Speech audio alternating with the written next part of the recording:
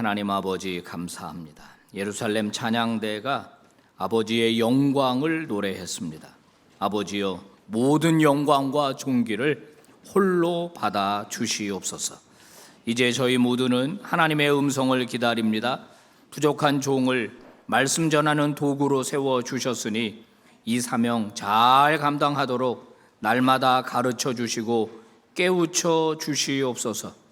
이 시간 성령 하나님이 우리 가운데 역사하실 때 말씀을 통하여 우리가 깨달은 것, 알게 된 것 결단하게 하시고 말씀이 내 생각이 되고 비전이 되고 그리고 나의 지표가 되게 해 주옵소서.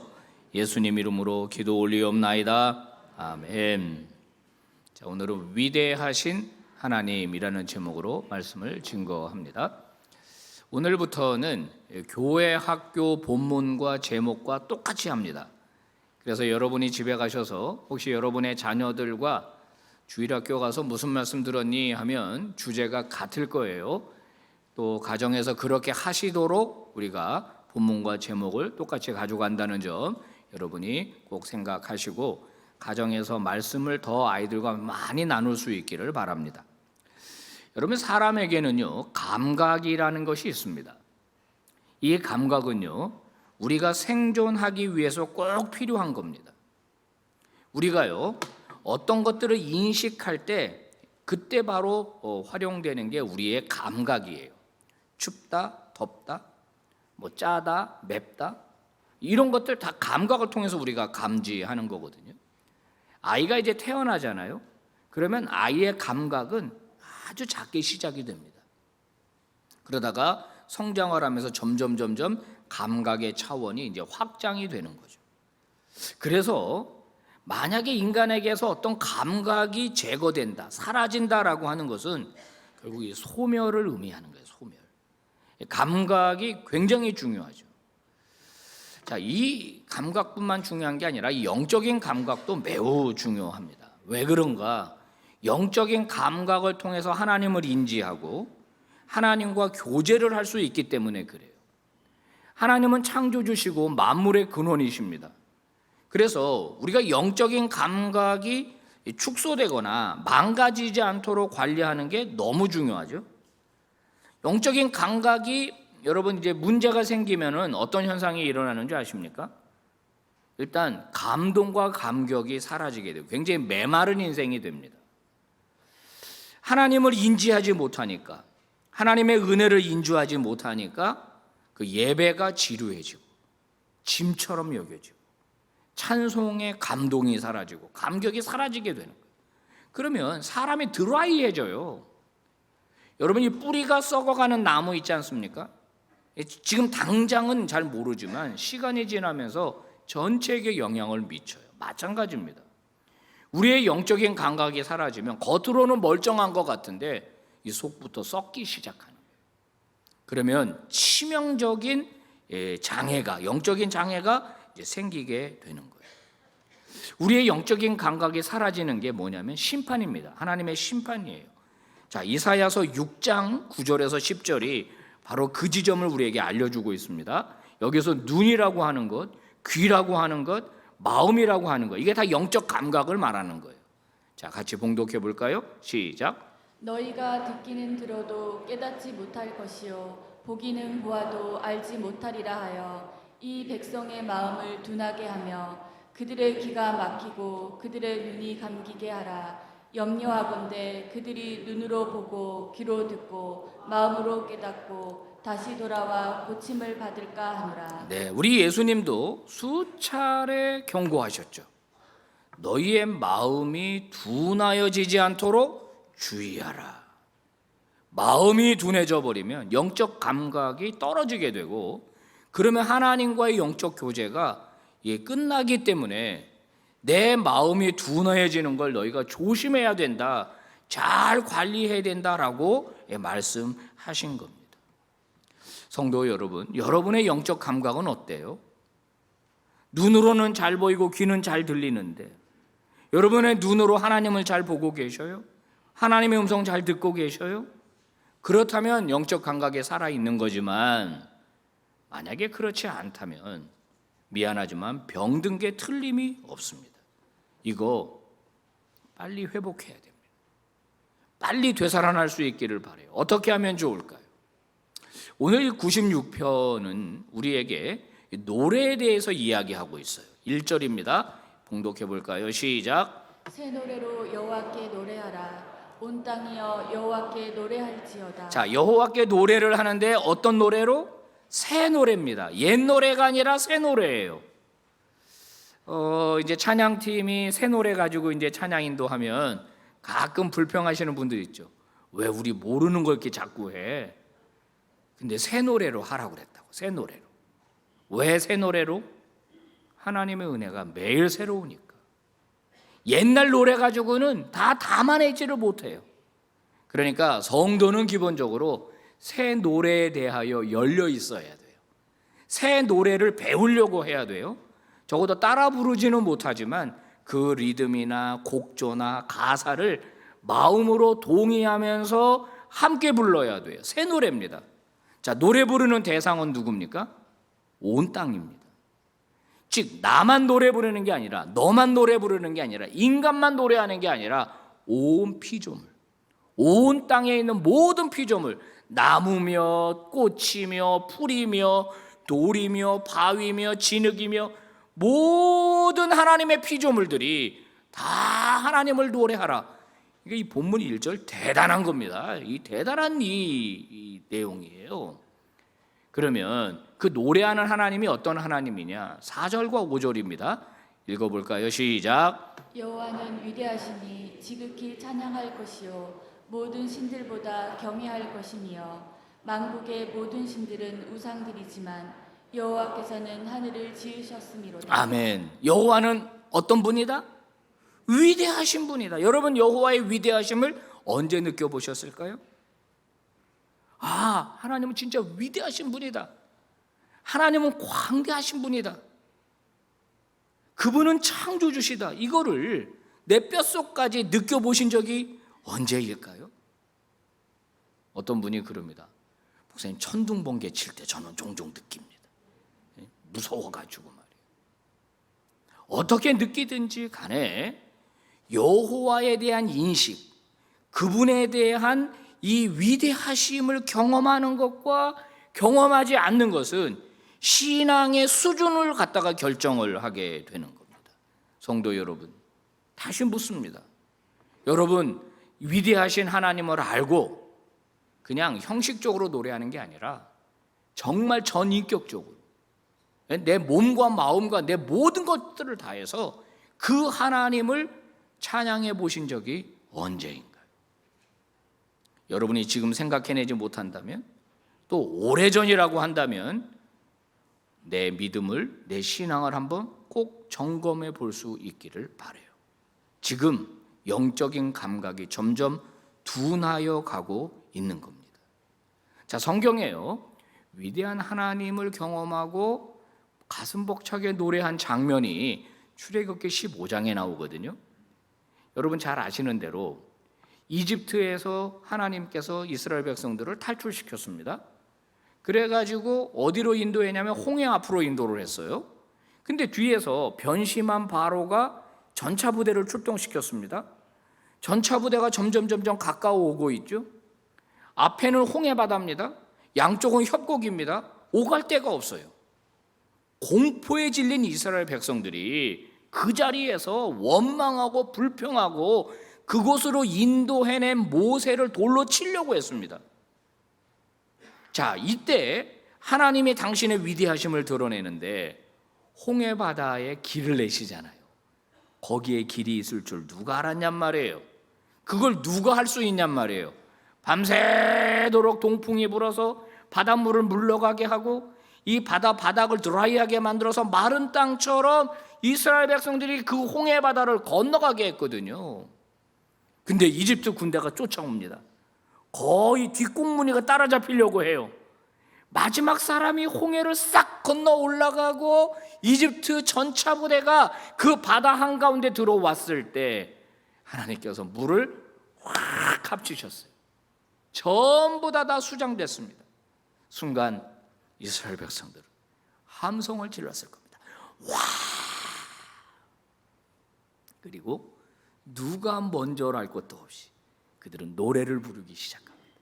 그래서 15장에 그들의 찬양이 나와요. 찬양의 가사가 말과 그 탄 자를 바다에 빠뜨리셨다.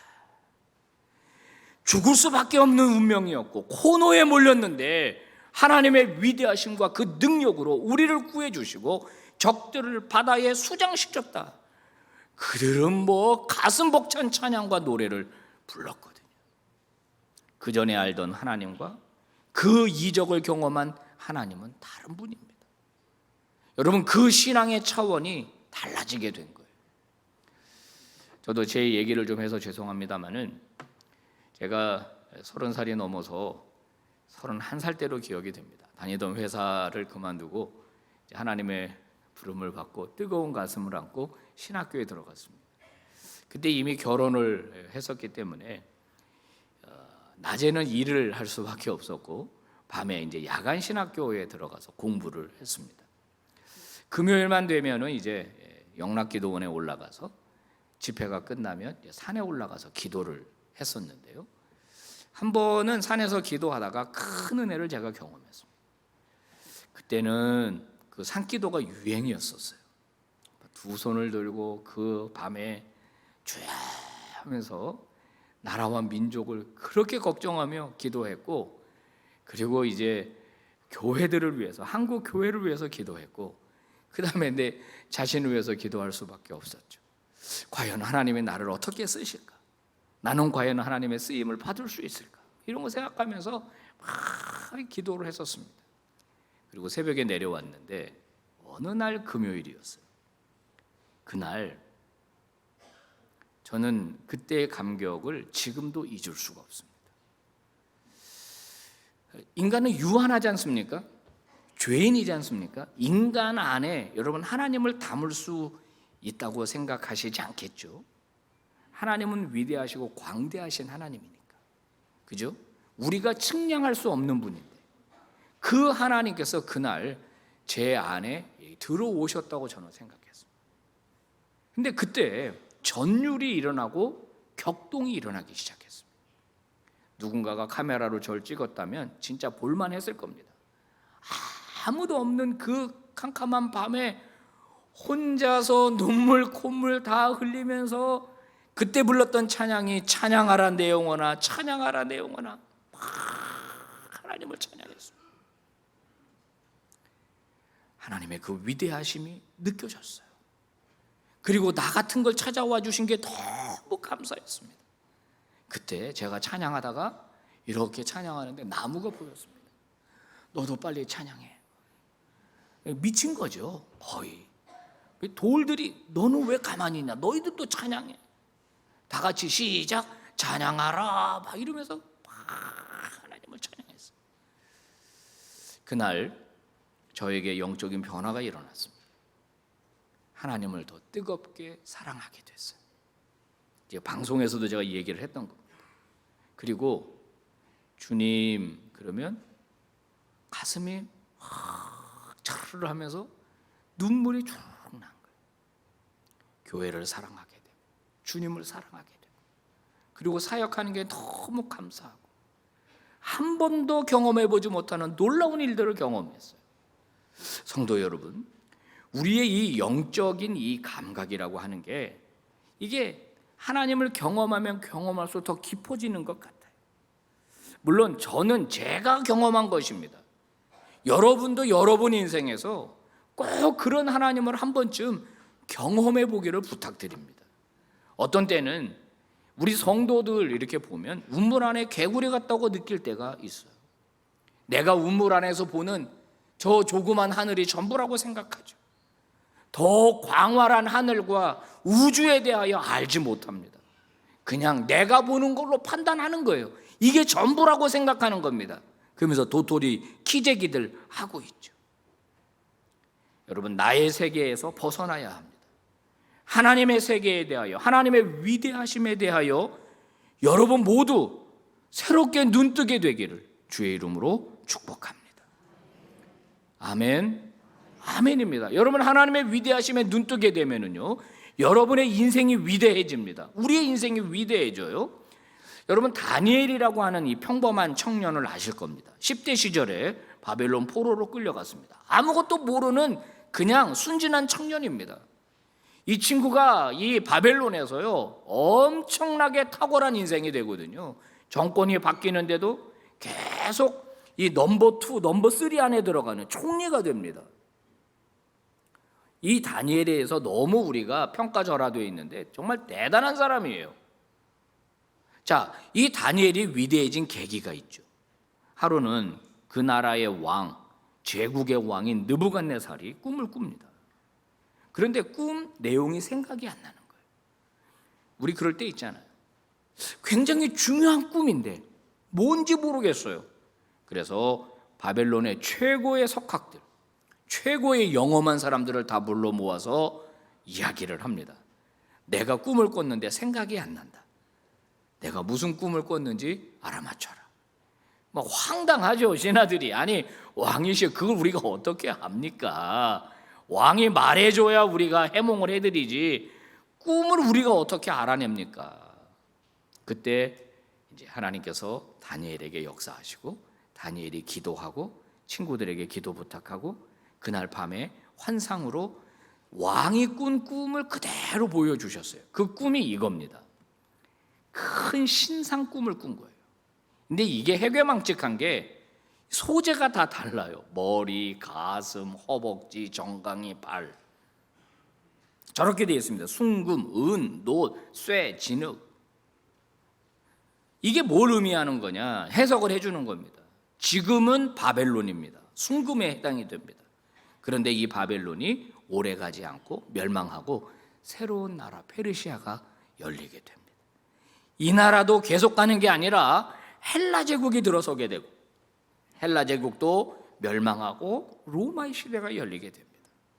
이거 쭉 설명을 해줍니다. 그 다음에 이 꿈의 핵심이 뭐냐면 돌 하나가 날라와서 이 신상을 산상조각 냈다는 거예요. 여기 사람이 손으로 다듬지 않은 돌이 날라왔습니다. 이게 뭘 의미하는가?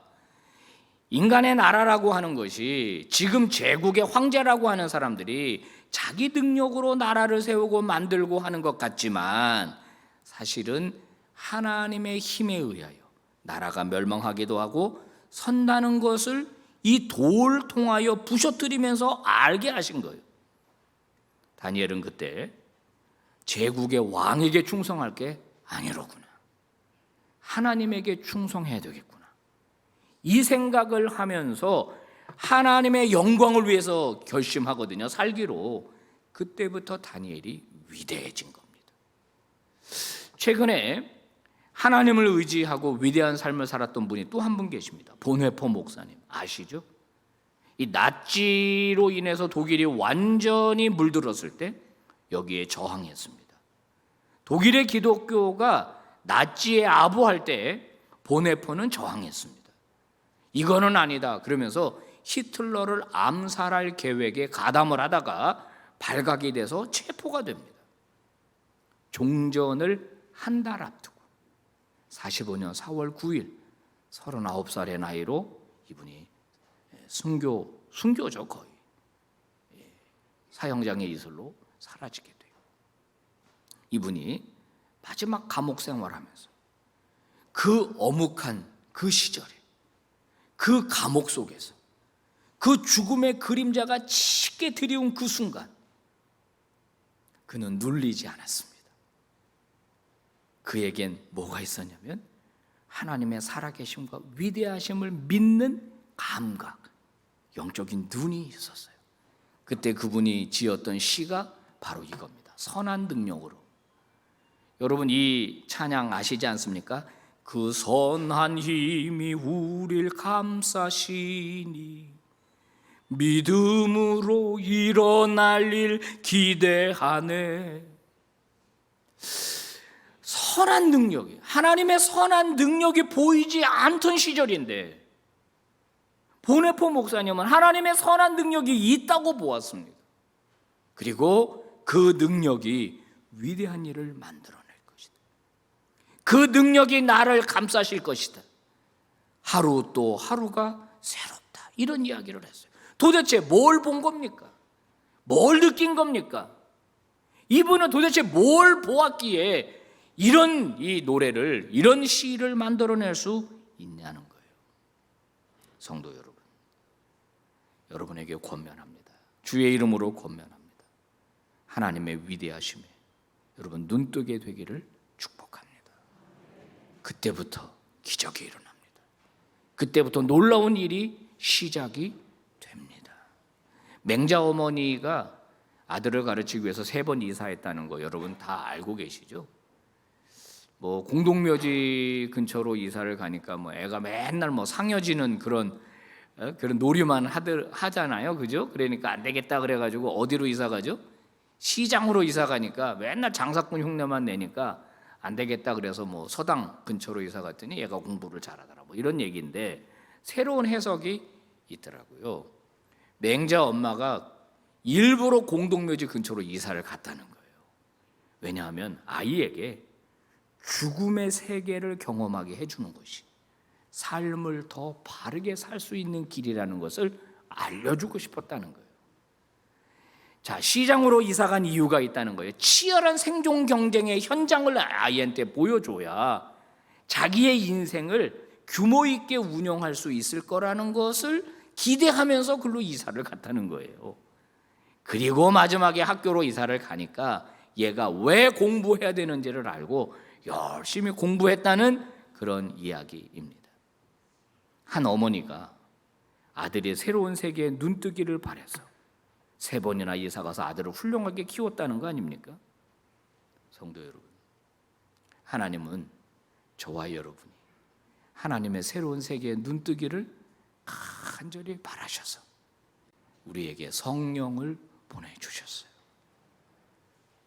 그리스도인은 위대하신 하나님이 살아계시다는 것을 믿는 사람들입니다. 능력의 하나님이라는 것을 믿는 사람들입니다. 그런데 그 위대한 하나님이, 능력의 하나님이, 창조주 하나님이 그 힘과 능력과 지혜를 나에게도 주신다라는 걸 믿는 거예요. 하나님이 그러신 분이지만 그것이 나에게도 임한다라고 하는 것을 믿는 게 그리스도인 아닙니까? 그 하나님을 의지하면 여러분 어려운 일, 고난, 역경 다 이겨낼 줄로 믿습니다. 앞으로 우리의 미래가 어떻게 될까요? 불확실하죠. 좋은 일이 많았으면 좋겠는데 그렇지 않잖아요. 잘 풀렸으면 좋겠는데 그렇지 않을 수도 있잖아요. 불확실한 미래입니다. 확실한 건 하나가 있어요. 그 위대하신 하나님이 나와 함께 하실 것이라는 겁니다. 내가 하나님을 의지하고 하나님 앞에 기도하면 하나님이 내게 힘주고 능력 주고 지혜 주신다는 것, 이거는 분명한 사실입니다. 성경이 그것을 증언하고 있고 믿음의 선배들이 그것을 우리에게 간증하고 있습니다. 그러니 혹시 지금 어려운 분들 계시면 낙심하지 않기를 바랍니다. 여러분의 믿음이 약해지지 않기를 바랍니다. 더 강한 믿음의 사람들이 되기를 바랍니다. 하나님은 오늘 우리 모두가 하나님의 위대하심에 눈뜨기를 바랍니다. 그래야 진짜 신앙의 세계가 열리는 거예요. 희망이 없다고 느끼실 때, 나 혼자 있다고 느끼실 때, 도울 사람이 아무도 없다고 느끼실 때, 그때가 바로 하나님을 의지할 때입니다. 조용히 눈을 감고 위대하신 하나님을 떠올려 보십시오.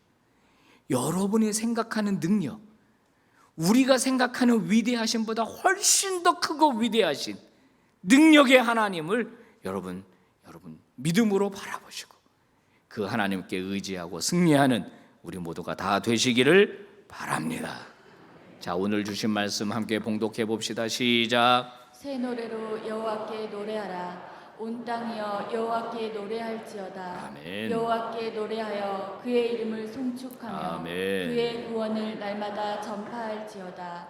그의 영광을 백성들 가운데 그의 기이한 행적을 만민 가운데 선포할지어다. 아멘. 기도하겠습니다. 하나님 아버지, 하나님의 능력, 하나님의 위대하심에 눈뜨기를 원합니다. 우물 안에 갇혀 있는 것 같은 내 인식 체계 속에서 갇혀 있는 하나님이 아니라 최대한 하나님이 내게 보여주시는, 내게 알게 하시고 경험하시는 하나님의 세계로 저희들을 들여보내 주시옵소서. 예수님 이름으로 간절히 기도 올리옵나이다. 아멘.